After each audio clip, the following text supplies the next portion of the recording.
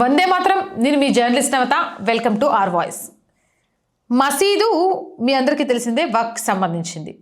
అలాగే చర్చ్ ట్రస్ట్కి సంబంధించింది. కానీ ఆలయాల విషయానికి వచ్చేసరికి ప్రభుత్వానికి సంబంధించినవి. ఎలా? అసలు ఎండోమెంట్ చట్టం ఎప్పుడు వచ్చింది? ఇది కేవలం హిందూ దేవాలయాల మీద ఎందుకు వచ్చింది? ఈ వీడియో ద్వారా నేను మీకు అందిస్తా. ఇది కేవలం హిందువుల దేవాలయాలపై మాత్రమే ఎండోమెంట్ చేస్తున్నారు. ఇతర మతాల మసీదులు చర్చిల మీద ఎండోమెంట్ చేయడం లేదు. ఎందుకు?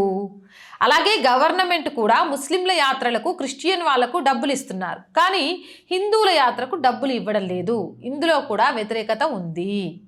ఇంత గందరగోళం కళ్ళకు కట్టినట్లు కనిపిస్తుంది, అయినా ఎవరు ఏమీ అనడం లేదు. ఎందుకు?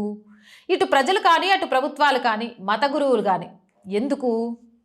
ఎండోమెంట్ ఈ చట్టం ఎప్పుడు వచ్చిందంటే భారతదేశంలో బ్రిటిష్ కాలంలో ఈ వ్యవస్థ మొదలైంది. చరిత్ర సంక్షిప్తంగా 1810 ఈస్ట్ ఇండియా కంపెనీ మొదట దేవాలయ ఆదాయాలపై నియంత్రణ తీసుకొచ్చింది. 1863 రిలీజియస్ ఎండోమెంట్ యాక్ట్ బ్రిటిషులు నేరుగా ఆలయాల నిర్వహణ నుంచి తప్పుకొని కమిటీలకు అప్పగించారు. 1927 Madras Hindu religious endowment act, ఇదే నేటి ఎండోమెంట్ చట్టాలకు మూలం. స్వతంత్రం తర్వాత 1951-56 Hindu religion and charitable endowments act. 1966లో వివిధ రాష్ట్రాల గురించి చెప్పుకోవాల్సి వస్తే AP charitable and Hindu religious institute act 1987 ప్రస్తుత ప్రధాన చట్టం. ఇందులో ముఖ్యమైన విషయం ఏంటంటే ఈ చట్టాలన్నీ కేవలం హిందూ దేవాలయాలకే వర్తిస్తాయి. ఇతర మతాలపై ఎండోమెంట్ ప్రభావం ఉండదు. దానికి కారణం రాజకీయ నాయకులే చెప్పాలి, అవి రాజకీయాల్లో భాగమే. ఇక రాజ్యాంగంలోని ఆర్టికల్ 26 ప్రతి మతానికి తన మత వ్యవహారాలను స్వయంగా నిర్వహించుకునే హక్కు ఉంది, కానీ ఈ హక్కు పూర్తిగా హిందూ దేవాలయాలకు అమలు కావడం లేదు.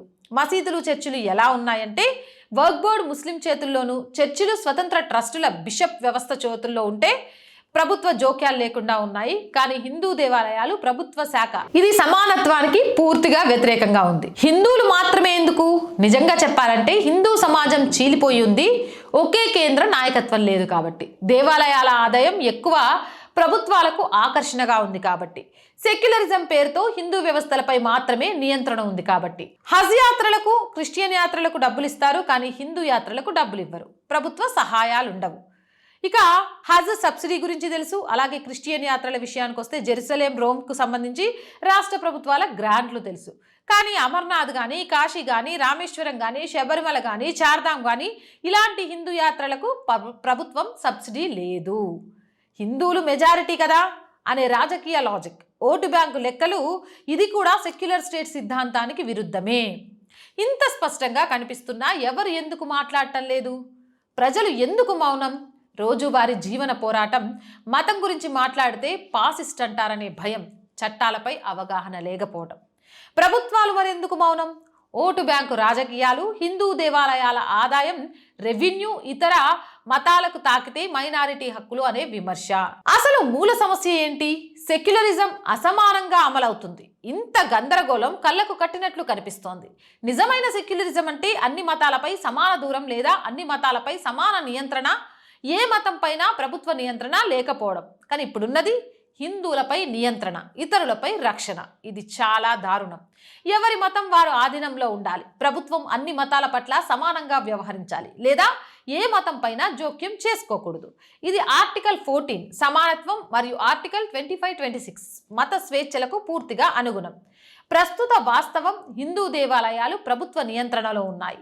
మసీదులు వక్ఫ్ బోర్డు ముస్లింల ఆధీనంలో, చర్చిలు క్రిస్టియన్ ట్రస్ట్ బిషప్స్ల ఆధీనంలో ఉన్నాయి. కాబట్టి రెండు మార్గాల్లో ఒకటి తప్పనిసరి. అన్ని మతాలపై ప్రభుత్వ నియంత్రణ అయినా ఉండాలి, లేదా ఏ మతం పైన ప్రభుత్వ నియంత్రణ ఉండకూడదు. ఇదే రాజ్యాంగబద్ధమైన మార్గం. ఇక సనాతన ధర్మం వారి సనాతన ధర్మ పరిరక్షణ కేంద్రంలో మాత్రమే ఉండాలి. దీనిని ఇలా నిర్వచించవచ్చు: ప్రతిపాదనా వ్యవస్థ, సనాతన ధర్మ ప్రొటెక్షన్ అండ్ మేనేజ్మెంట్ ట్రస్ట్. దేవాలయాల నిర్వహణ, ఆస్తుల రక్షణ, ఆధ్యాత్మిక, విద్య, సేవా కార్యక్రమాలు, ఇందులో ప్రభుత్వ జోక్యం లేదు. కేవలం ఆడిట్, చట్ట పరిరక్షణ. ఇదే విధానం ముస్లింలకు వక్ఫ్, క్రిస్టియన్లకు చర్చ్ ట్రస్టుల్లో ఉంది. గవర్నమెంట్ అందరికీ సమానంగా కల్పించాలి లేదా అన్ని ఎత్తివేయాలి. ఇది అత్యంత న్యాయమైన డిమాండ్. ఇక హజ్ క్రిస్టియన్ యాత్రలకు ఇచ్చినట్టుగానే హిందూ యాత్రలన్నిటికీ సమాన సబ్సిడీ ఇవ్వాలి. ఏ మత యాత్రకు ప్రభుత్వం డబ్బు వద్దు. ఇది నిజమైన సెక్యులరిజం. ఇక్కడ ఎవరు ఏ మతాన్ని దూషించడం లేదు. ఇక్కడ అందరూ సమానత్వాన్ని కోరుతున్నారు. ఇది సివిల్ రైట్స్ డిమాండ్. అందుకే దేవాలయ హుండీలో వేసే నీ దక్షిణ లేదా ముడుపు నీ ధర్మానికి ఉపయోగపడకపోతే అది వ్యర్థమే. అవునంటారా కాదంటారా? మీ అభిప్రాయం ఏంటి? కామెంట్ సెక్షన్లో పెట్టేయండి. అండ్ వీడియోస్ చూస్తున్న అందరికీ చెప్తున్నామండి, ఆర్ గ్రూప్ ఆఫ్ ఛానల్స్ మీకు తెలిసిందే, R Voice, R political, R Sanskriti, ఇవి 3 కూడా మన ఛానల్సే. So please subscribe our channels. మీరు చేసే సబ్స్క్రిప్షన్సే ఈ ఛానల్కి కొండంత బలం.